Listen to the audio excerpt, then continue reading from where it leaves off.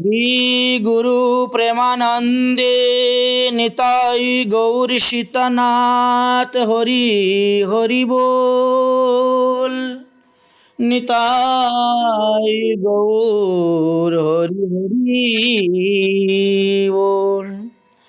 जैसा प्रसादत भगवत प्रसाद, जैसा प्रसादान्नगति कतुयपि ध्येयं स्तुवामि तस्य यशस्श्रीचन्दं वन्दे गुरु श्रीचरणारविन्दम् अजानुलम्बितभुजकनकावदातु संकीर्तनैकपितरो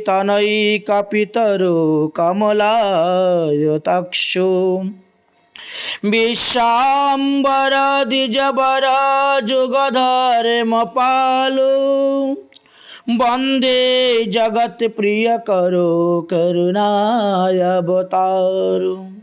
नमो त्रिकालसत्ताय जगन्नाथसुताय च सवित्राय सपुत्राय सकलत्राय ते नमः। कौस्तुरीतिलकं ललाटपटले वक्षस्थले न कौस्तुभं नासागिरिवरमुखितं करतले वेणुकरे कङ्कणम् सर्वांगे हरिचन्दनं सुललितं कण्ठे च मुक्तावली गोपश्रीपरिवेष्टितं विजयते गोपालचूडामणि पुल्लन्दिरवरकान्तिमिन्दुवदनं बर्हावतो सप्रियं श्रीवत्सलाङ्कुमुदारकुस्तुभधरं पीताम्बरो सुन्दरं गोपीनां नयनपलार्चिततनु गोगोपशङ्कावृतं गोविन्दं कलवेणुवदनपरं दिव्याङ्गभूषणं भजे। बर्हापीराभिरामं मृगमदतिलकं कण्डलाक्रान्तगण्डं कञ्जाक्षं कम्बुकण्ठं स्मृतौ शुभगमुखं स्वाधरेण स्तः वेणु श्यामं शान्तं त्रिभङ्गरविकरवसनं भूषितं वैजयन्तात् वन्दे वृन्दावनस्थं युवती शतवृत्तं ब्रह्मगोपालवेशयम् राधिका शरत इन्दुनिन्दिमुखमण्डले कन्तले विचित्रवेणु चम्पकपुष्पशोभने नीलपट्टयङ्गे शोभिताख्यादोरणे वन्दे जय श्रीपादपद्म विश्वभानुनन्दिनी तपित कंचन गौरांगी राधे वृंदावनेश्वरी विश्वभानुसुतिं देवी तं नमामि हरिप्रिय। नारायणं नमस्कृतं नरं चैव नरोत्तमं देवीं सरस्वती व्यासेन ततो जयमुदीरयेत्। कृष्णं नारायणं वन्दे कृष्णं वन्दे भजप्रियं कृष्णं दैपायनं वन्दे कृष्णं वन्दे पृथासुतं शूरसवयसकिशोरमूर्ति श्यामवर्णदिगम्बरं व्यासनन्दन सुखमुनिचरणे कोटि कोटि करतो प्रणाम। तुलसी काननं यत्र यत्र पद्मवनानि च पुराणं पठनं यत्र तत्र सन्निहितो हरि हरिभक्ति पराजे च हरिर्नाम परायणा दुर्वृत्तो वा सुवृत्तो वा तेषां नित्यं नमो नमः। वाञ्छाकल्पतरुभ्यश्च कृपा सिन्धुभ्यो एव च पतितानां पावनेभ्यो वैष्णवेभ्यो नमो नमः। जय रूप सनातन भट्ट रघुनाथ श्रीजीव गोपाल भट्ट दास रघुनाथ এই চাই গোস্বামীর করি চরণ বন্ধন যাহা হইতে বিঘ্ন নাশ অভীষ্ট পূরণ। সকল শ্রোতা বৈষ্ণব মাতৃবৃন্দের করি নমস্কার। কৃপা করি চরণ ধুলি দাও শিরেতে আমার। দুর্গমে প্রতিমেন বৈশ্যস্কলত পাদেন গতের মোহ, সকৃপা যষ্টিদানেন সন্তু সন্তু অবলম্বনাম। बोलो श्रीमद्भागवत महापुराण की, श्री कृष्ण दिव्यायन दिव्यास जीव की, श्री सुत मुनि की, श्री शुक मुनि की, परीक्षित महाराज की, नैमिषारण्य सत्र की, षष्टि सहस्राणि ऋषिवृंद की, कृष्ण कौली इमक ग्रुप की, इमक ग्रुप समस्त सदस्य सदस्य वृंद की, आपन अपन गुरुदेव की, आपन अपन इष्ट देव की, आज के आनंद की। जय जय श्री राधे श्याम निताई गौर हरि बोल। ओम नमः भगवते वासुदेवाय। श्रीमद्भागवतम महत्तम चतुर्थ अध्याय 16 নম্বর শ্লোক পর্যন্ত আমরা গতকালকে আস্বাদন করেছিলাম। ভাগবতের মাহাত্ম্যের চতুর্থ অধ্যায়ের 16 নম্বর শ্লোকেতে বলা হয়েছিল, তুঙ্গভদ্রা তটে পূর্বম অভবতে পতনম উত্তমম, যত্র বর্ণং সধর্মেণ সত্যং সৎ কর্ম তৎপরঃ। বহুকাল পূর্বে তুঙ্গভদ্রা নদীর তটে এক অনুপম সুন্দর নগরী ছিল। সেখানে সমস্ত বর্ণের মানুষই নিজ নিজ ধর্ম অনুসারে বাস করতেন, সৎকর্ম করতেন। সেই নগরে সর্ববেদ বিশারদ, সর্বযজ্ঞ বিশারদ, শ্রুত স্মৃতি কর্মাদি নিপুণ আত্মদেব নামক এক ব্রাহ্মণ বাস করতেন। সেই আত্মদেব ব্রাহ্মণের পত্নীর নাম ছিল ধুন্দুলি। তিনি ধনী ছিলেন। ধুন্দুলি নামে যে তিনার পত্নী ছিল, তিনিও কুলীন ব্রাহ্মণ, অতি সুন্দরী রূপবতী। এতগুলো গুণ থাকা সত্ত্বেও তার মধ্যে একটা দোষ ছিল, সেটা ছিল তার খুব বেশি জিদ। বড় জেদি স্বভাবের ছিলেন, তাই একটু কুড়ো স্বভাবেরও ছিলেন। লোকের সঙ্গে একটু বকবকানিও করতেন, ঝগড়াঝাটিও করতেন। গৃহকর্মে নিপুণা হলেও কৃপণ এবং ঝগড়াটে ছিলেন। এই ব্রাহ্মণ দাম্পত্য নানা প্রকার সুখ থাকা সত্ত্বেও তাদের একটা দুঃখই ছিল যে বিবাহিত জীবনে তারা কোনো সন্তান লাভ করতে পারেন নাই। সন্তান লাভ করার জন্য তারা অনেক বৈদিক ক্রিয়া করেছেন, গরিব দুঃখীদেরকে দান করেছেন, গোদান, ভূমিদান, স্বর্ণদান, বস্ত্রদান ইত্যাদিও করেছিলেন, কিন্তু তথাপিও কোনো সন্তানাদি লাভ করতে পারেন নাই। আচ্ছা, এখন আমরা একটু এই কথার উপর একটু বিচার করব। এখানে বলা হয়েছে কি তুঙ্গভদ্রা। যদি এই শব্দটা আমরা আমাদের মানবদেহের দিকে নেই, এটা হলো ডঙ্গুজি মহারাজের কথা। আমাদের ডঙ্গুজি মহারাজ একটা ভাগবত লিখেছিলেন, বৃন্দাবনের একজন পরম বৈষ্ণব। তিনি বললেন যে এই মানব শরীরটাই হলো তুঙ্গভদ্রা নদী। দৃষ্টান্ত দিলেন কিভাবে? বললেন ভদ্রা শব্দের অর্থ হলো কল্যাণ, যিনি কল্যাণ করেন। আর তুঙ্গ শব্দের অর্থ হলো অধিক, অর্থাৎ অত্যাধিক কল্যাণকারী যে নদী তাকে তুঙ্গভদ্রা বলা হয়। আর এই তুঙ্গভদ্রাই হলো আমাদের মানব দেহ। যে মানব দেহ দিয়ে আমরা জীবাত্মাকে দেবতা পর্যন্ত করতে পারি, তবেই তো তাকে আত্মদেব বলা হয়।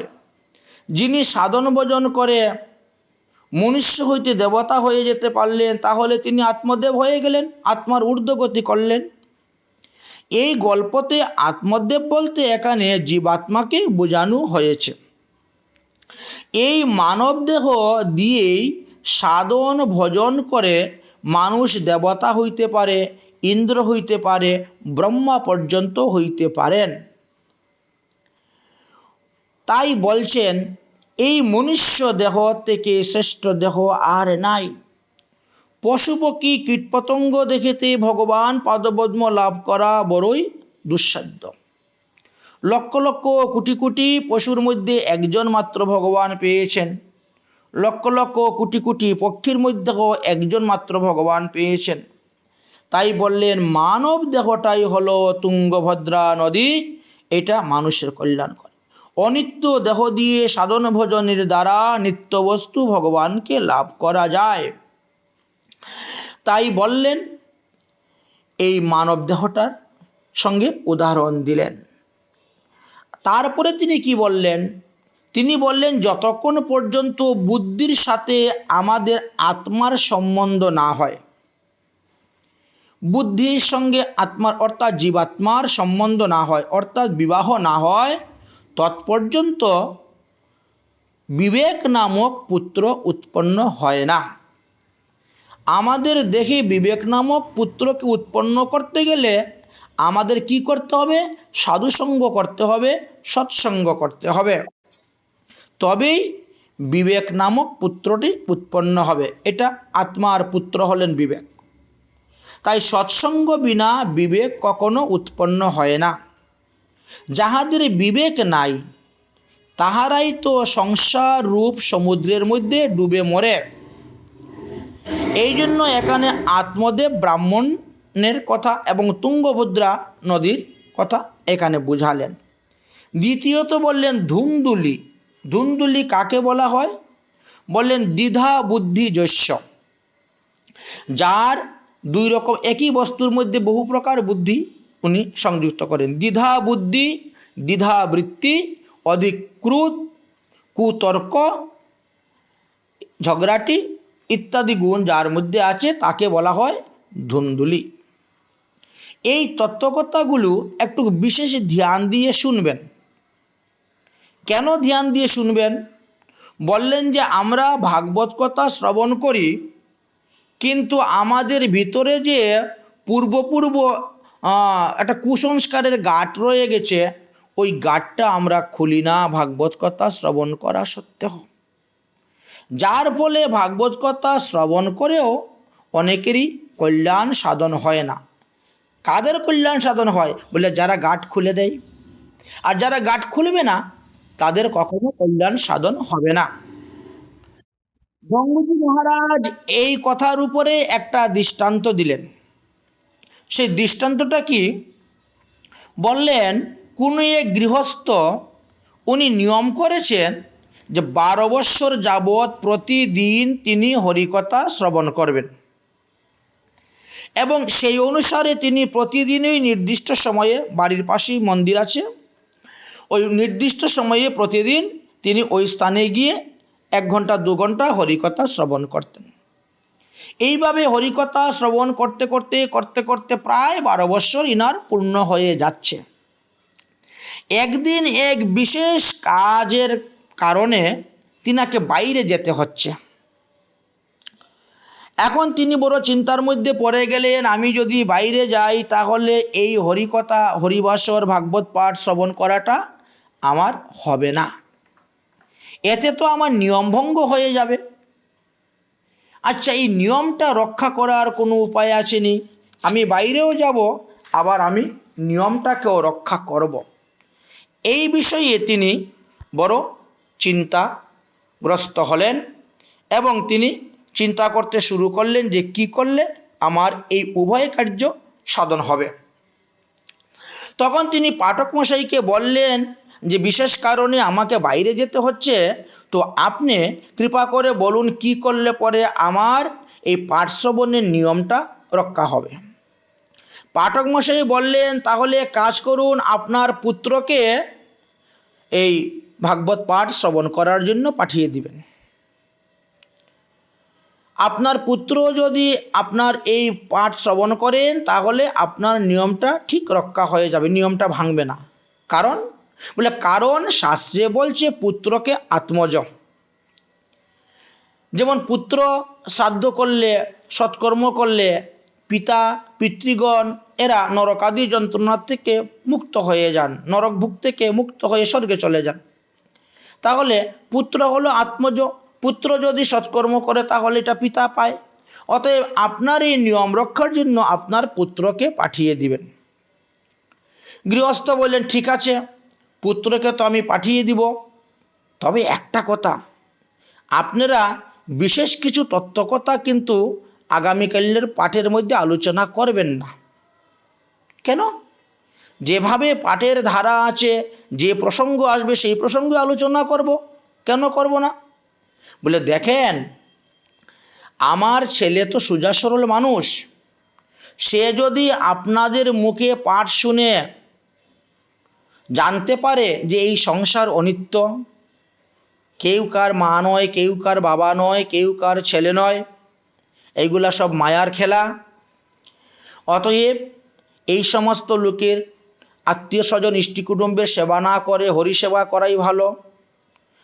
যদি এই সমস্ত কথা তার মনের মধ্যে গিঁথে যায়, তাহলে যে সে সংসার ত্যাগ করে বৈরাগ্য ধর্ম গ্রহণ করে বনে চলে যাবে, তবে তো আমার মুশকিল হয়ে যাবে।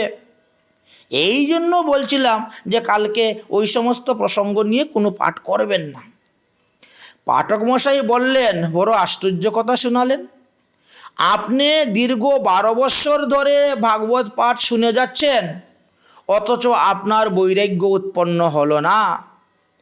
আর আপনার ছেলে একদিন মাত্র ভাগবত পাঠ শ্রবণ করেই তার বৈরাগ্য চলে আসবে, এ কেমন করে? গৃহস্থ বললেন, আরে আপনি জানেন না, আমার ছেলে তো সোজা সাজা মানুষ। আমি যে ভাগবত পাঠ শ্রবণ করি তখন তো আমার ভিতরে যে গাঁট আছে ওই গাঁটটা আমি শক্ত করে রেখে দিই, ও গাঁট তো আমি খুলি না। আমার ভিতরের গাঁটটাকে আমি ঠিকই রেখে ভাগবত কথা শুনি, যার ফলে আমার কিচ্ছু হয় না। কিন্তু আমার ছেলে তো সরল মনের বালক, সে তো আর আমার মতন গাঁট বেঁধে মন রেখে তো পাঠ শুনবে না, তখন তো বিপদ হয়ে যাবে। তাহলে হে শ্রোতাগণ, আপনাদেরকে বলছি, আপনারা কিন্তু এই প্রকার করবেন না। মনের মধ্যে যে কুসংস্কারের গাঁট রেখা আছে ওটাকে খোলার চেষ্টা করবেন। কারণ ভাগবত ধর্মই হলো পরমহংস ধর্ম, ভাগবত ধর্মই হলো শ্রেষ্ঠ ধর্ম। এই ভাগবতে কোনো অপসিদ্ধান্ত নেই, কুসিদ্ধান্ত নেই। ভাগবতে শুধু সুসিদ্ধান্ত সুসিদ্ধান্ত আছে।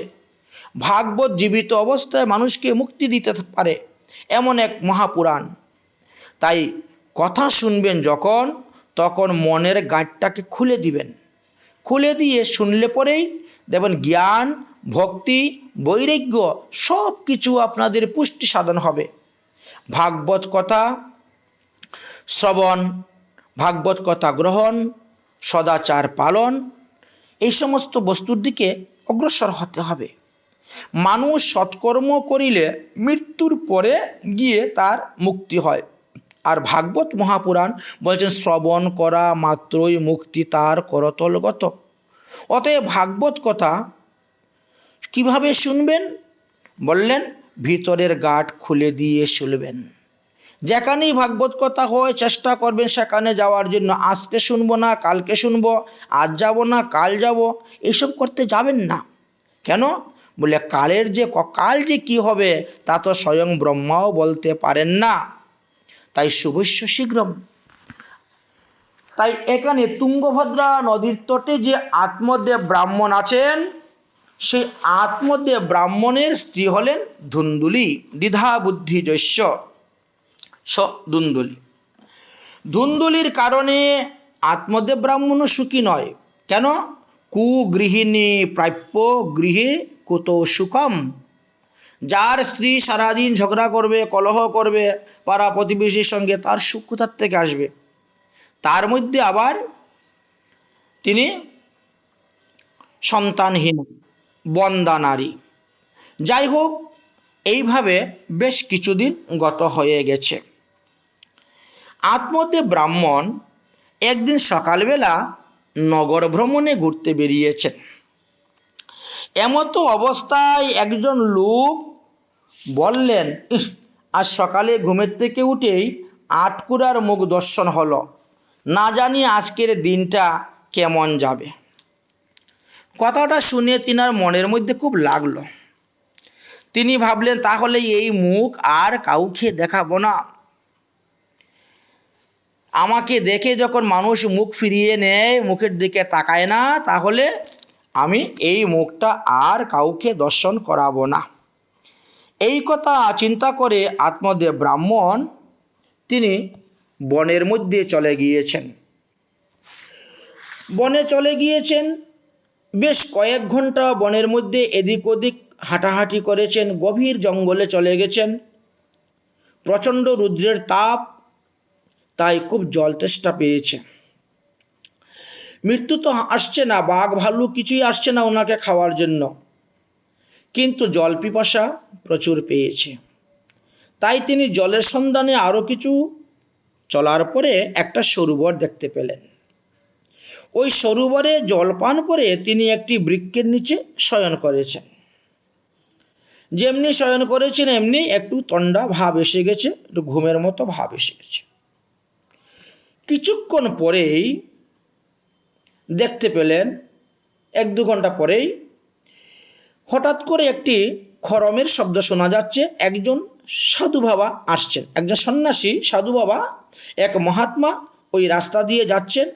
তিনিও ওই সরোবরে জল পান করে এদিকে আসছেন। এমনি আত্মদেব ব্রাহ্মণ চকমকে উঠে দৌড়ে গিয়ে ওই সন্ন্যাসীর চরণে পড়ে হাউমাউ করে কাঁদতে শুরু করলেন আর দীর্ঘ নিঃশ্বাস ফেলতে শুরু করলেন। সন্ন্যাসী বাবার চরণ কিছুতেই তিনি ছাড়ছেন না। সন্ন্যাসী বাবা বললেন, তুমি কে? কেনই বা এই ঘোর জঙ্গলে আসিয়াছ? কেন তুমি কাঁদতেছ? তোমার দুঃখের কারণ কি, তা শীঘ্রই আমাকে বলো। আত্মদেব ব্রাহ্মণ বলেন, আমার দুঃখের কথা আর কি বলবো সন্ন্যাসী ঠাকুর, আমি আটকুরা। এই কারণে সমাজের লোক আমার দিকে তাকায় না। আমি সন্তানের অভাবে এতই দুঃখী যে আমি সবকিছু শূন্য দেখতেছি। আমার সন্তান হয় না বলে আমি একটা গাভী নিয়ে আসলাম, যে গাভীর বাছুরটা হবে, সে বাড়িতে দৌড়াদৌড়ি করবে, এতেও আমি আনন্দ পাব। কিন্তু সেই গাভীটাও বন্ধা, সন্তান দেয় নাই।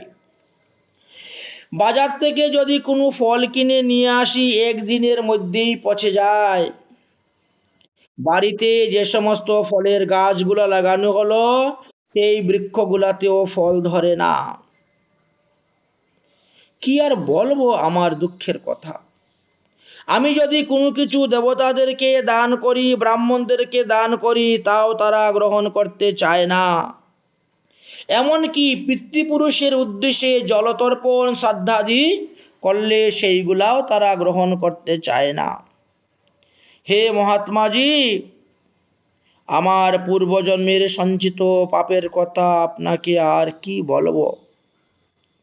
আমার সন্তানহীন গৃহকে ধিক, ধন সম্পত্তিকে ধিক, তাই আমি আর গৃহে যাব না। আমি এই সিদ্ধান্ত করেছি, আপনি তো পরম সাধু, পরম বৈষ্ণব, আপনি ইচ্ছা করলে আমাকে একটি পুত্র সন্তান দিতে পারেন। আপনাদের মতন মুনি ঋষিদের কৃপাতে অনেকেই পুত্র সন্তান লাভ করতে পেরেছেন। অতএব আপনি আমাকে একটি পুত্র সন্তানের বর দিন। বলে সাধু বাবার চরণে পড়ে তিনি কান্না করতে শুরু করলেন। এখন সাধুর স্বভাব হয় পরদুঃখে কাতর। নিজ কার্য নাই তবু যান পরের ঘর, এটা সাধুর স্বভাব, তারিতে পামর। তাই সাধু বাবা বলছেন, দেখো ব্রাহ্মণ ঠাকুর, আপনি এত বিচলিত হবেন না, ভেঙ্গে পড়বেন না। আমি একটা বিদ্যা জানি, সেটা হলো মানুষের ললাট দেখে আমি গণনা করে বলে দিতে পারি তার ভূত ভবিষ্যৎ বর্তমান। এই জন্য আপনি একটু স্থির ধীর হয়ে আমার সম্মুখে বসুন। আমি আপনার ললাটের রেখাগুলাকে দেখব, দেখে বিচার করে আমি বলে দিতে পারবো যে আপনার পুত্র সন্তানাদি হবে কি না। অতএব আপনি একটু স্থির ধীর হয়ে বসুন। সাধু বাবা কিছুক্ষণ ধ্যান করলেন, ধ্যান করে দেখলেন, দেখার পরে তিনি বললেন যে হ্যাঁ, আমি তোমার কপালটা বিচার করলাম, বিচার করে দেখতে পেলাম সপ্ত জন্ম বধি তব পুত্র নৈবচ নৈবচ। আরে এক দুই জন্ম নয়, আগামী 7 জন্ম পর্যন্তই তুমি এইভাবে আটকুরা থাকবে, তোমার কোনো সন্তানাদি হবে না। এটা তোমার পূর্ব জন্মের পাপের ফল। এখন আত্মদেব ব্রাহ্মণের দুঃখ তো আরো 7 গুণ বেড়ে গেল। তিনি সাধু বাবার চরণে মাথা ঠুকে ঠুকে বলছেন, আপনি যদি আমাকে পুত্র সন্তান না দেন তাহলে আমি এখানেই আত্মহত্যা করব, আর আমার এই আত্মহত্যার জন্য দায়ী হবেন আপনি। সাধু বাবা তো বড় বিপদের মধ্যে পড়ে গেলেন। সাধু বাবা বললেন যে শুনো, বিধির উপরে হট করা উচিত নয়, তুমি সন্তান লাভের আশা ত্যাগ করে দাও, বিষ্ণু মন্ত্রে দীক্ষা গ্রহণ করো, বিষয় বাসনা ত্যাগ করে শ্রীহরির ভজন করো, এতেই তোমার লাভ হবে। শাস্ত্রে বলছে ত্যাগাৎ শান্তি নিরন্তরম, যত ত্যাগ করতে পারবেন ততই শান্তি লাভ করতে পারবেন। তবে তুমি প্রাণে শান্তি লাভ করতে চাও, তাহলে তুমি আমার কাছ থেকে আত্মজ্ঞান, তত্ত্বজ্ঞান, ভগবত জ্ঞান নিয়ে যাও, আমি তোমাকে দিব। দেখো পুরাকালে সগর রাজা, অঙ্গ, চিত্রকেতু রাজা, তারাও সবাই নিঃসন্তান ছিলেন। সন্তানের জন্য তারা অনেক দুঃখিত ছিলেন।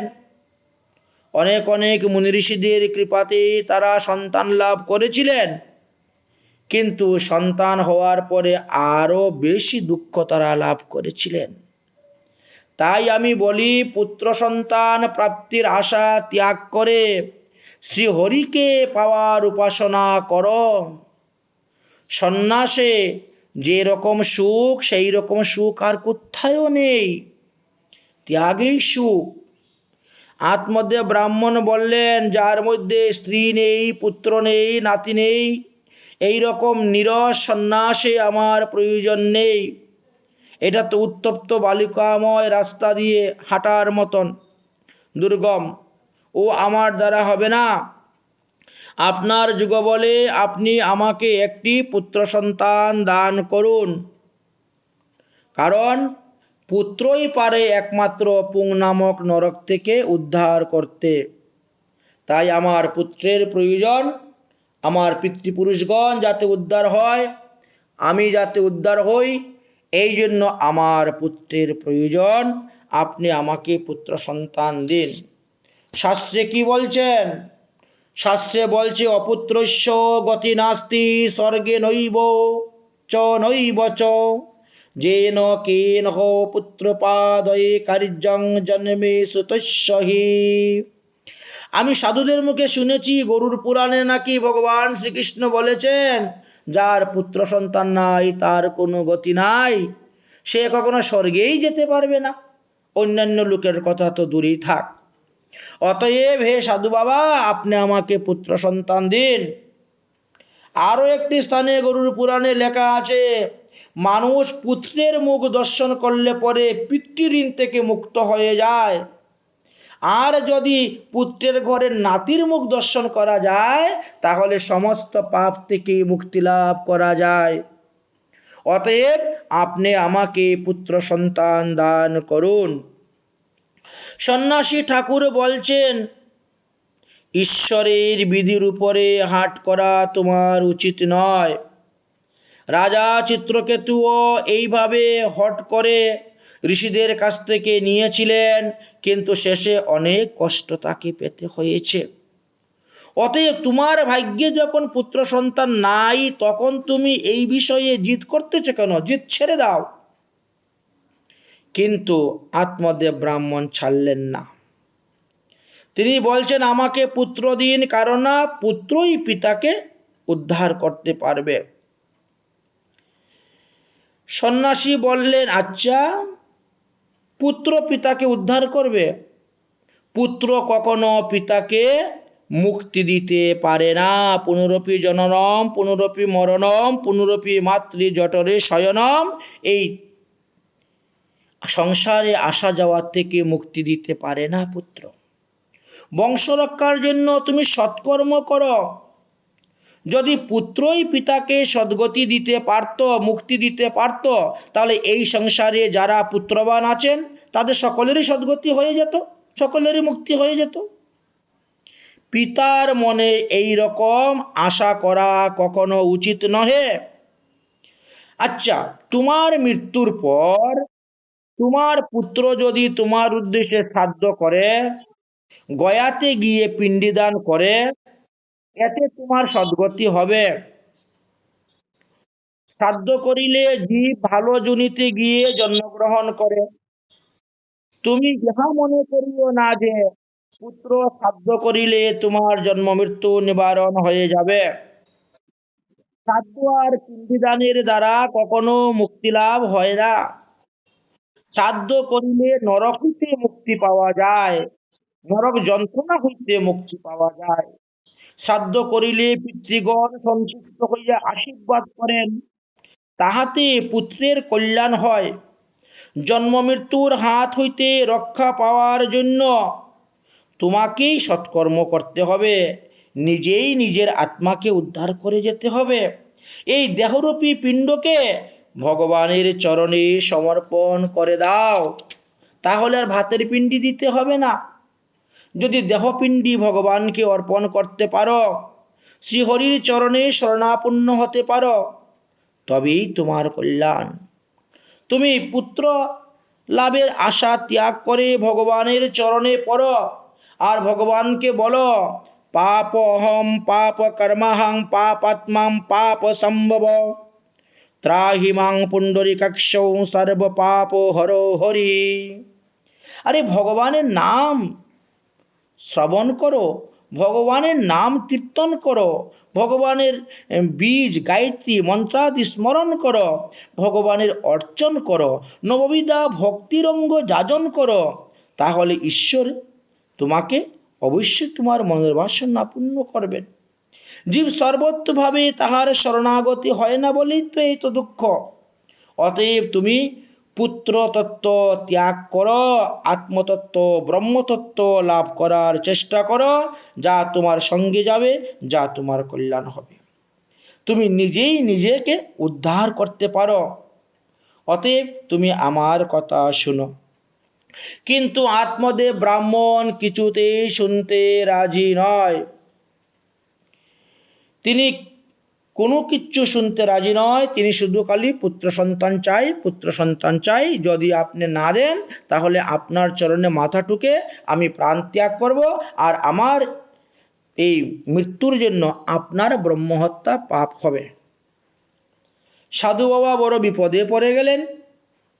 তাই তিনি কি করলেন, তিনি তখন তিনার ঝোলার থেকে একটি ফল বের করে দিলেন, দিয়ে বললেন, ঠিক আছে ঠিক আছে, যাও, এই ফলটা নিয়ে যাও, নিয়ে তোমার স্ত্রীকে এই ফলটাকে খাওয়াবে, তাহলে দেখবে তোমার স্ত্রীর একটি উত্তম পুত্র সন্তান হবে। কিন্তু কিছু নিয়ম আছে।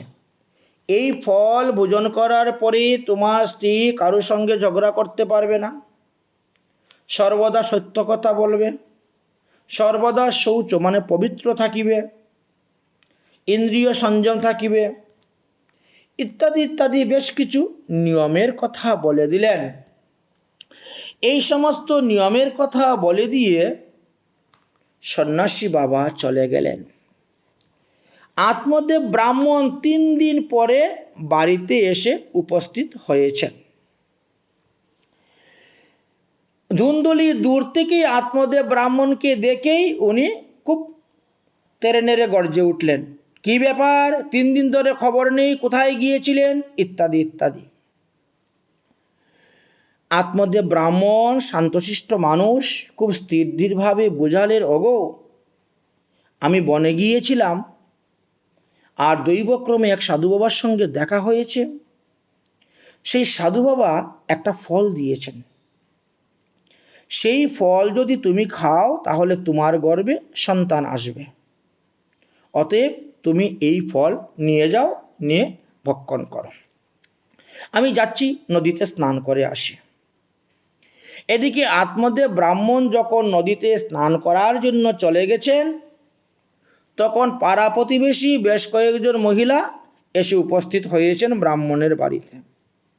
কি গো ধুন্দুলি, আজকে দেখি তোমার স্বামী বাড়িতে এসেছেন, 3 দিন পরে, 3 দিন কোথায় ছিলেন, তুমি তো কত চিন্তা করেছিলে, কি আশয় বিষয় ইত্যাদি আলোচনা শুরু হলো। তখন ওই ধুন্দুলি তিনার বান্ধবীদেরকে বলতেছেন, শৈল, আমার তো বড় চিন্তা হচ্ছে।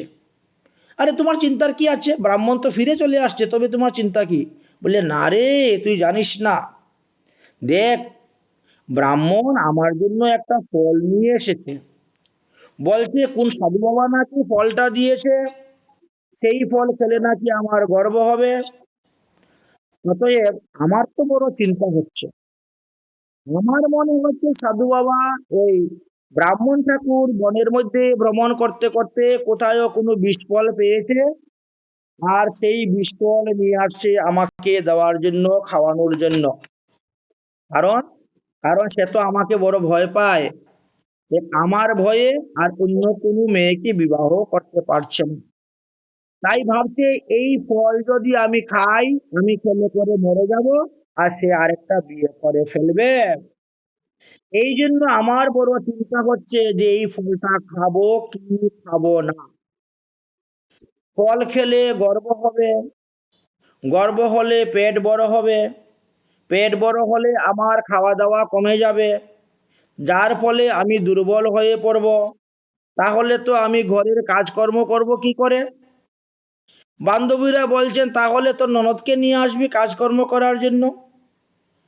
ধুন্দুলি বলছে, আর পাচ্ছি না লোক, ননদকে যদি বাড়ি ঘরের কাজকর্ম করার জন্য নিয়ে আসি, তো ঘরের তো অর্ধেক সম্পত্তি সেই চুরি করে নিয়ে নিয়ে চলে যাবে, আর আমি তো তখন গর্ভবতী নারী, আমি তো তার সঙ্গে ঝগড়া করতে পারবো না। আর কি জানিস, দৈবক্রমে যদি কখনো বাড়িতে ডাকাত ঢুকে, তো আমি গর্ভিণী নারী, কি করে বা দৌড়ে পালাবো? এটাও একটা চিন্তার বিষয় আছে। আরও একটা চিন্তার বিষয় আছে, সেটা হলো এই সাধুদের দেওয়া ফল। সাধুদের দেওয়া ফলে কিরকম সন্তান আসবে পেটে তো বলা যায় না। যদি সুখদেবের মতন কোনো সন্তান পেটের মধ্যে চলে আসে, তাহলে তো তাকে বের করাই বড় মুশকিল হবে। কারণ সুখদেব নাকি 12 বৎসর উনি মাতৃগর্ভে ছিলেন। অশ্মকের মতো যদি পুত্র আসে, সে নাকি 7 বৎসর মাতৃগর্ভে ছিল। কংসের মতন যদি কোনো পুত্র আমার পেটে আসে, সে নাকি 10 বৎসর মাতৃগর্ভে ছিল। হিরণ্যকশিপু, সে নাকি 100 বৎসর মাতৃগর্ভে ছিল। আর প্রহ্লাদের মতন যদি কোনো পুত্র আসে, তাহলে আর পুত্র মুখ দেখতে হবে না আমার, কারণ প্রহ্লাদ 10,000 বৎসর মাতৃগর্ভেই ছিলেন। তাই আমার বড় ভয় হচ্ছে, আমার বড় চিন্তা হচ্ছে, এই সন্তান যখন প্রসব হবে, তখন আমি সুকুমারী এই প্রসব যন্ত্রণা কেমন করে সহ্য করব? আমি তো বড় দুর্বল হয়ে পড়ে যাচ্ছি। তাই আর যে এই শৌচ নিয়ম, পবিত্র থাকতে হবে, দয়া করতে হবে, দান করতে হবে, দিনের মধ্যে একবার খেতে হবে, ঝগড়াঝাটি করা যাবে না, এইসব কি আমার দ্বারা সম্ভব? আরে ঝগড়া না করলে তো আমার পেটের ভাতই হজম হয় না। এই অবস্থায় আমি কেমন করে কি করি বলতো? এইভাবে বলা বলি করতে করতে তখন বিভিন্ন জন বিভিন্ন কথা বলতে শুরু করলেন। এদিকে আত্মদেব ব্রাহ্মণ স্নান করে চলে এসেছেন। দেখে পাড়া প্রতিবেশী বান্ধবীরা যারা আসছিল সবাই একে একে কেটে পড়লেন, চলে গেল। এর কয়েকদিন পরে আত্মদেব ব্রাহ্মণ এসে জিজ্ঞাসা করলেন, কি গো তুমি ফল খেয়েছো? হ্যাঁ হ্যাঁ হ্যাঁ, আমি ফল খেয়েছি। কিন্তু উনি ফল খায় নাই। এর কয়েকদিন পরেই তিনার নিজের বোন এসে উপস্থিত হয়েছে, ধুন্দুলির আপন বোন এসে উপস্থিত হয়েছেন বাড়িতে। এখন মুখটা বড় শুকনো দেখে, বড় চিন্তাগ্রস্ত দেখে ছোট বোনটা জিজ্ঞেস করলো, কিরে দিদি, তোর মুখটা এত শুকনো কেন? এত চিন্তার বিষয় কি বল? কিসের এত দুশ্চিন্তা করছিস? তখন তিনি সমস্ত ঘটনাটা খুলে বললেন, এই ঘটনা।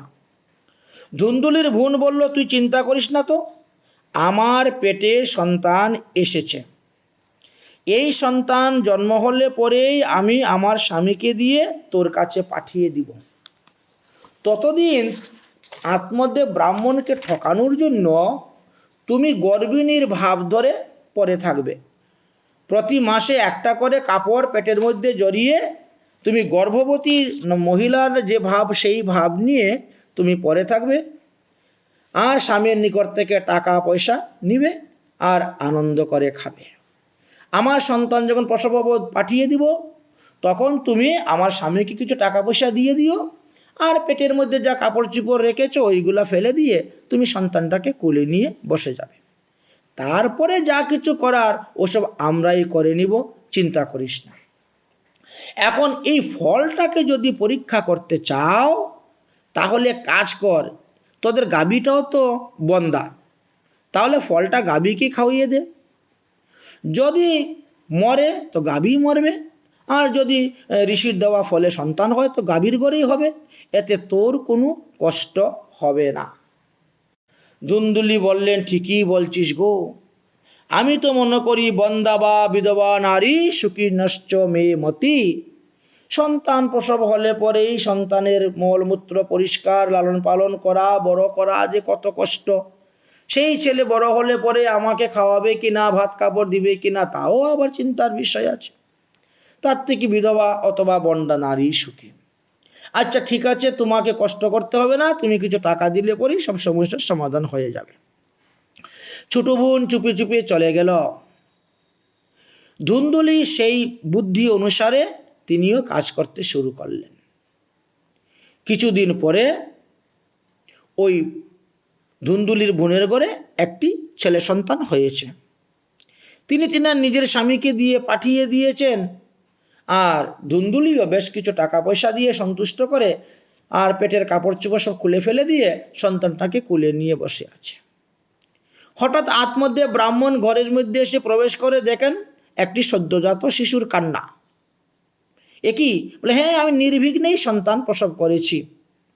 আরে ঋষিদের দেওয়া ফল, এই ফল খেয়েছি তো এই জন্য কোনো বিঘ্ন হয় নাই, কোনো রকম কষ্ট হয় নাই, কিছুই হয় নাই, আমি নির্বিঘ্নেই সন্তান প্রসব করেছি। তিনি বললেন, তাহলে আমাকে তো পুত্রের জাতকর্ম সংস্কার করাতে হবে। এই জন্য তিনি স্নান করে এসে নান্দিমুখী শ্রাদ্ধ করলেন, জাতকর্ম সংস্কার করলেন, ব্রাহ্মণদেরকে দান করলেন, গান বাজনা নানাবিধ মাঙ্গলিক অনুষ্ঠান করতে শুরু করলেন। দেখতে দেখতে ছেলে একটু বড় হচ্ছে। এখন ছেলের নামকরণ করার সময় এসে গেছে। নাম কি রাখা যাবে? আত্মদেব ব্রাহ্মণ বললেন, আমি ছেলের নাম রাখবো পরমাত্মদেব। যেহেতু আমার নাম আত্মদেব, তো ছেলের নামটা পরমাত্মদেব রাখবো। কিন্তু ধুন্দুলি এতে রাজি হলেন না। ধুন্দুলি বললেন যে আমার নাম যখন ধুন্দুলি, তাহলে আমার ছেলের নাম ধুন্দুকারী রাখবো। কেননা এই ছেলেটা আমি এত কষ্ট করে 10 মাস 10 দিন গর্ভে ধারণ করেছি, লালন পালন করতে, অতএব আমার নাম অনুসারী হবে। আচ্ছা ঠিক আছে, আরে ছেলে কান্না করতেছে, তাকে স্তন দুগ্ধ পান করাও। ব্রাহ্মণী বলছেন, স্তনে তো আমার দুগ্ধ নেই, স্তন দুগ্ধ কোথার থেকে আসবে? ফল খেয়ে সন্তান হয়েছে, তাতে দুগ্ধ কোথার থেকে আসবে? এখন অন্যান্য প্রাণীর দুগ্ধ খাওয়াইয়ে তাকে বড় করাটাও ঠিক হবে না। তবে শুনেছি আমার ছোট বোনের নাকি একটা ছেলে হয়ে মারা গিয়েছে, আচ্ছা, যদি তাকে এনে আমাদের বাড়িতে রেখে দেই আর সে তার স্তনদুগ্ধ পান করিয়ে যদি শিশুটাকে বড় করে দেয়, তাহলে কেমন হয়? আত্মদেব ব্রাহ্মণ নিজের ছেলের মুখের দিকে তাকিয়ে সেই কথাতে রাজি হয়ে গেলেন। মাতা ধুন্দুলি, ছেলের নাম রাখলেন ধুন্ধুকারী। এইভাবে ধুন্ধুকারী বড় হচ্ছে। ধুন্ধুকারীর জন্মের 3 মাস পার হয়ে যাওয়ার পরে সেই যে গাভীটা ফল খেয়েছিল, সেই গাভীটি একটি অদ্ভুত সন্তান প্রসব করল। অদ্ভুত কেন বললেন? বললেন যে সমস্ত শরীরটা মানুষের মতন আর কান দুইটা গরুর মতন। এই জন্য সবাই তেনাকে গোকর্ণ বলেই ডাকতেন। এইভাবে আমরা এই অদ্ভুত অদ্ভুত জন্ম আরও দেখতে পেয়েছি। যেমন ধৃষ্টকর্ণ, আপনারা হয়তো নাম শুনেছেন ধৃষ্টকর্ণ। তিনি কিভাবে হয়েছিলেন জন্ম? একদা কশ্যপ মুনির বীর্য নদীর জলে পতিত হয়েছিল। সেখানে এক হরিণী জল পান করতে গিয়ে সেই কশ্যপ ঋষির বীর্যকে তিনি পান করে ফেলেছিলেন। তাতে তিনি গর্ভবতী হয়েছিলেন এবং তার থেকে তিনার একটি সন্তান উৎপন্ন হয়েছিল। সমস্ত শরীরটা মানুষের মতন ছিল, কিন্তু কান দুইটা হরিণের মতন ছিল, তাই তার নাম ধৃষ্টকর্ণ হয়েছিল। এই রকম আরো একটি অদ্ভুত জন্ম আমরা দেখতে পাই ঋষ্যশৃঙ্গ মুনি। একদা বিবান্ডুক মুনি যাচ্ছেন, হঠাৎ উলঙ্গ উর্বশীকে দর্শন করে তিনার রেতস্খলিত হয়েছিল। সেই রেতটা ঘাসের উপরে পতিত হয়েছিল। একটি হরিণ ঘাস খেতে গিয়ে সেই রেত পান করে, ভক্ষণ করে, তার দ্বারা সে গর্ভবতী হয় এবং সে একটি সন্তান প্রসব দেয়। সমস্ত শরীরটা মানুষের মতন ছিল, কিন্তু কান, মুখ এবং মাথার মধ্যে একটা শিং, এটা সম্পূর্ণ হরিণের মতনই ছিল। তো এইভাবে অদ্ভুত অদ্ভুত জন্মের কথা আমরা শাস্ত্রে দেখতে পেয়েছি, আছে। ঠিক তেমনিভাবে গোকর্ণ জন্মগ্রহণ করলেন। ধীরে ধীরে উভয়ই দুজনেই বড় হতে শুরু হয়েছেন, ক্রম অনুসারে বড় হচ্ছেন। ব্রাহ্মণ খুব আনন্দিত, তিনি নিজে খুব খুশি। এখন 2টি সন্তানের বাবা তিনি হয়েছেন। তাদের মধ্যে আত্মদেব ব্রাহ্মণ কি করলেন? তাদেরকে শাস্ত্র অধ্যয়ন আদি করানোর চেষ্টা করলেন। কিছুদিন অতিবাহিত হওয়ার পরে দেখা গেল 2 বালকের স্বভাব 2 রকম। কিভাবে 2 রকম? বললেন যে গোকর্ণ পণ্ডিত জ্ঞানী ধুন্ধুকারী মহাক্ষল, দুজন 2 রকম স্বভাব। গোকর্ণ খুব বড় বিদ্বান পণ্ডিত জ্ঞানী, কিন্তু ধুন্ধুকারী হলো একটি শয়তান। সে স্নান, শৌচাদি, ব্রাহ্মণ উচিত আচার আচরণ বিন্দু মাত্র করত না, শিখতও না, জানতও না, এবং খাওয়া দাওয়ার তার কোনো বাজ বিচার ছিল না। তার দেহের মধ্যে অতিশয় ক্রোধ তীব্র ছিল। সব রকমের খারাপ খারাপ জিনিস সে সংগ্রহ করে আনত। মৃতদেহ স্পর্শ করিয়া স্নান করত না, অন্ন ভক্ষণ আদি করিত। অপরের জিনিস চুরি করে নিয়ে আসত। সকলের প্রতি দ্বেষ হিংসা ভাব দেখাত। লুকিয়ে লুকিয়ে অন্যের বাড়িতে আগুন জ্বালিয়ে দিত। অন্যের সন্তানকে কুলে নিয়ে খেলা করতে করতে কুয়ার মধ্যে জলের মধ্যে ফেলে দিত। হিংসাটাই ছিল তার এক মহা আনন্দের ব্যাপার। সর্বদাই সে অস্ত্রশস্ত্র নিয়ে ঘুরে বেড়াত। দীন, দুঃখী, অন্ধ, আতুর, ল্যাংড়াকে অকারণে লাঞ্ছিত করত। চণ্ডালদের সঙ্গে উঠা বসা বন্ধুত্ব ছিল, তাদের মতনই চলাফেরা করত। হাতে জল নিয়ে কুকুরের পালের সঙ্গে ঘুরে বেড়াতো, পশু শিকার করত। এমনকি বেশ্যাদের কুসঙ্গে পড়েও তার সে সমস্ত পিতৃসম্পত্তি নষ্ট করে দিয়েছিল। গোকর্ণ তখন দেখলেন এখানে থাকা সম্ভব নয়, তাই তিনি গৃহত্যাগ করে চলে গেলেন কাশীতে। ওখানে গিয়ে তিনি লেখাপড়া সাধুদের আশ্রমে থেকে তিনি মহান বৈষ্ণব হয়ে গেলেন। এইভাবে বেশ কিছুদিন চলল, ধন সম্পত্তিও নষ্ট হয়ে গেল। তখন তিনার পিতা আত্মদেব ব্রাহ্মণ উচ্চস্বরে কান্না করতে লাগলেন, আহারে, আটকুরা ছিলাম তো ভালোই ছিল, ওর মা বন্দা ছিল তো ভালোই ছিল, কুপুত্র তো কেবল দুঃখ আর দুঃখ আর দুঃখই দিয়ে থাকে। বড় পস্তাচ্ছেন এখন। এমনই পস্তাতে শুরু করলেন, কিন্তু কি করবেন, কিছুই করার নেই। আহা, আমি কোথায় যাব, আমি কার কাছে যাব, কাকে কি বলবো, কে আমাকে এই সংকট থেকে উদ্ধার করবে? এইভাবে হায় হায় করতে শুরু করলেন, আমি তো এখন মহা বিপদে পড়েছি। সে হয়তো একদিন আমাকেই প্রাণে মেরে দিয়ে সমস্ত ধন সম্পত্তি নিয়ে যাবে। এইভাবেই যখন তিনি কান্না করতে শুরু করছেন, এমন সময় হঠাৎ দৈব ক্রমে গোকর্ণ একটু উপস্থিত হয়েছেন। বাবা, তুমি কান্না করছো কেন, কি তোমার দুঃখ? তিনি ধুন্ধকারীর সমস্ত পাপের কথা বললেন। গোকর্ণ বললেন, বাবা, এই সময়ে তোমার কর্তব্য কি জানো? এই সময়ে তোমার কর্তব্য হলো তোমার বৈরাগ্য, দেহের মধ্যে উৎপাদন করা, গৃহ ত্যাগ করে চলে যাওয়া।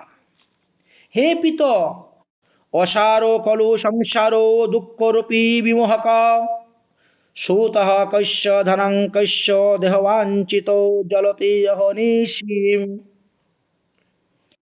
এই সংসারটাই তো অসার, এ কেবল দুঃখময় ও মোহ উৎপন্নকারী। একবার চিন্তা করে দেখো তো বাবা, ছেলে কার, সম্পত্তি কার? স্নেহ আসক্ত মানুষ দিবারাত্রি এই প্রদীপের মতন টিপ টিপ করে জ্বলছে। আরে সুখ তো বাবা দেবরাজ ইন্দ্রেরও নাই, সুখ তো চক্রবর্তী রাজারও নাই। সুখ আছে কেবল বৈরাগী, সুখ আছে কেবল নির্জনবাসী মুনি ঋষিদের, সুখ আছে কেবল কৃষ্ণ ভক্তের। এ আমার ছেলে, এই অজ্ঞানতা ত্যাগ করে দাও। এ আমার স্ত্রী, এ আমার বাড়ি, এ আমার ঘর, এই অজ্ঞানতা ত্যাগ করো। এই যে মোহ, এই মোহটাই তো নরকের দ্বার, এইটাই কিন্তু নরকের মধ্যে নিয়ে আপনাকে পৌঁছাবে। অতএব বাবা, তুমি এই মোহকে ত্যাগ করো। তুমি শরীর তো বাবা একদিন তোমার নষ্ট হয়ে যাবে, তাই এই অনিত্য শরীর দিয়ে নিত্য বস্তু লাভ করার উপায় করো। বিষ্ণু মন্ত্রে দীক্ষা গ্রহণ করে ভজন করো, প্রতিদিন ভাগবত কথা শ্রবণ করো, ভগবানের নাম সংকীর্তন করো। এইভাবে সৎকর্ম করলে পরে তুমি উদ্ধার হয়ে যাবে। তুমি তো ভবকূপের মধ্যে পড়ে আছো। একজন পুঙ্গ, অন্ধ, ল্যাংড়া যেমন তারপরে তাকে উঠতে পারে না, ঠিক তো তেমনি ভাবে কর্মবশত স্নেহপাদ স্নেহ স্নেহ পাশে বদ্ধ হয়ে পুঙ্গের মতন তুমি সংসারে পড়ে আছো, ভবকূপের মধ্যে পড়ে আছো। তাই বলছি, ভগবান বড় দয়াময়, তিনি বড় দয়ালু। এখনো সময় আছে বাবা, তুমি তার চরণে শরণাপন্ন হও। একবার তুমি চক্ষু বন্ধ করে তোমার নিজের মনকে নিজে জিজ্ঞেস করে দেখো তো, কি লাগিয়া ভবে আইলে রে মন, কি লাগিয়া ভবে আইলে? এমন জনমে হরিনা ভজিলে সেতু মানুষ কবে? দ্বিতীয়বার যে মনুষ্য জন্ম পাবো তার তো কোনো নিশ্চয়তা নাই।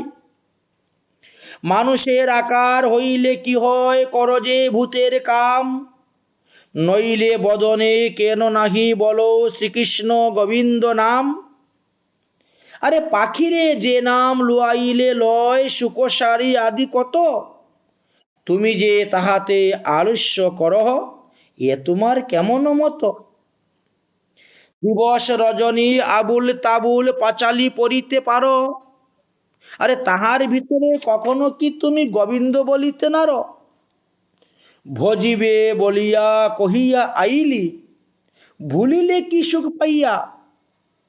বুঝিনু আবার সমর নগরে, নরখে মজিবে যাইয়া। আরে বদন বরিয়া হরি বলো যদি, ক্ষতি না হইবে তাই। কহে প্রেমানন্দ তবে সে নিতান্ত, এরাবে কৃতান্ত দায়। অতএব এটাই হলো সর্বশ্রেষ্ঠ উপায়। মোহ তো নরকে গতি, এই মোহ নরকের দ্বার স্বরূপ। অতএব এই মোহ ত্যাগ করো। বাবা, এই শরীরটা হলো মলমূত্রের ভাণ্ড, এই শরীরটা হলো দেহ হাড় মাংস এবং রক্তের একটা পিণ্ড। এর প্রতি কেন এত অহংকার, কেন এত আত্মবুদ্ধি, এইগুলা ত্যাগ করো। স্ত্রীলোকের উপর কখনো মমতা করিবে না। এই সংসারকে সর্বদা ক্ষণভঙ্গুর রূপে দেখো। সংসারে কোনো জিনিস স্থায়ী নেই, তাতে আসক্তি হওয়ার তো কোনো কারণ নেই। কেন তুমি এতে আসক্তি হচ্ছ? একমাত্র বৈরাগ্য রসেই রসিক হয়ে ভগবত ভক্তিতে নিরন্তর থাকো। ভজন হলো শ্রেষ্ঠ ধর্ম, ভগবত ভজনই শ্রেষ্ঠ ধর্ম। এর থেকে বড় ধর্ম আর নাই। ধর্মং ভজস্য সততং তেজ্য লোকম ধর্মান। তাই লৌকিক ধর্ম সমাজ ধর্ম এইগুলা দিকে দৃষ্টি না দিয়ে বাবা তুমি ভগবত ধর্ম দেখো, শ্রেষ্ঠ ধর্ম দেখো, এতে তোমার কল্যাণ হইবে। এই অহংকার আমাদের চার প্রকার হয়ে থাকে। একটি হলো জন্মের অহংকার অর্থাৎ কুলের অহংকার, এক হলো ঐশ্বর্যের অহংকার, এক হলো শ্রুত, আর এক হলো শ্রী। আমরা অনেক সময় কুলের অহংকার করে থাকি, আমি ব্রাহ্মণ কুলে জন্মগ্রহণ করেছি, গুসাই কুলে জন্মগ্রহণ করেছি।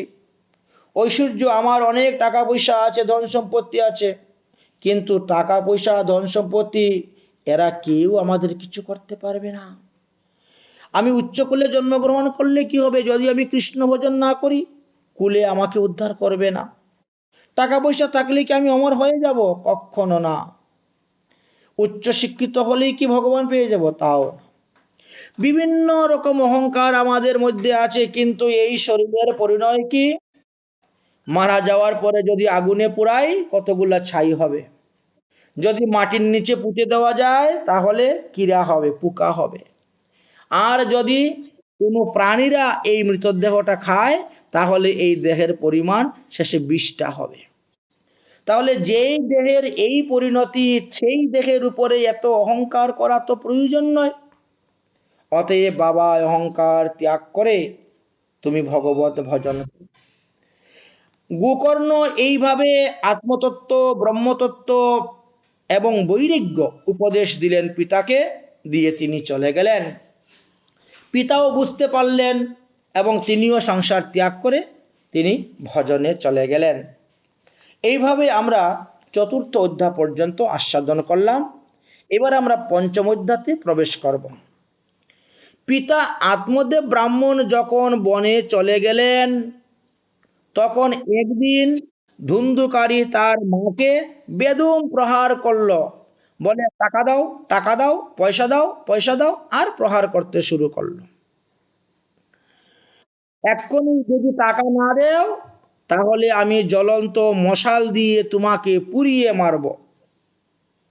ওর এইসব ধমকানিতে ভয় পেয়ে গেলেন ধুন্দুলি। ছেলের অত্যাচারে ব্যস্ত হয়ে সেই রাত্রেই ধুন্দুলি কি করলেন? কুয়ার মধ্যে ঝাঁপ দিয়ে আত্মহত্যা করলেন, মারা গেলেন। ওদিকে গোকর্ণ তীর্থ ভ্রমণে বেরিয়ে গেছেন, তিনি তো এইসব খবর রাখেন না। তিনার কোনো সুখও নাই, দুঃখও নাই, তিনার কোনো মিত্রও নাই, শত্রুও নেই। তিনি তিনার মনের আনন্দে ঘুরে বেড়াচ্ছেন। আগে তো মায়ের ভয়ে, বাবার ভয়ে, ভাইয়ের ভয়ে উনি একটু ভয় করে চলতেন বা বাড়িতে কিছু করতেন না।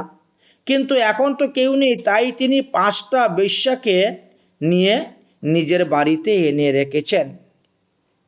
5টি বেশ্যাকে ধুন্ধুকারী